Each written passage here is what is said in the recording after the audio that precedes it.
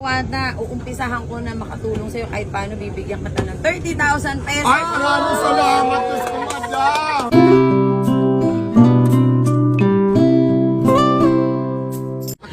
Usan talaga.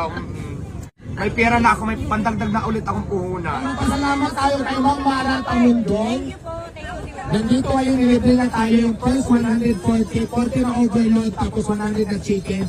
Hindi po kayo magbabayad dahil babayaran ni Ma'am Mara Tamundong. Kaya pasalamat sa Ma'am Mara, okay. Maraming salamat. Bilang example lamang na tayong mga Pilipino ay walang pinipiling dapat tulungan. Kundi dapat pag nakita natin na nagsisikap, tulungan natin. Dahil ito lang yung paraan para lahat tayo makaangat.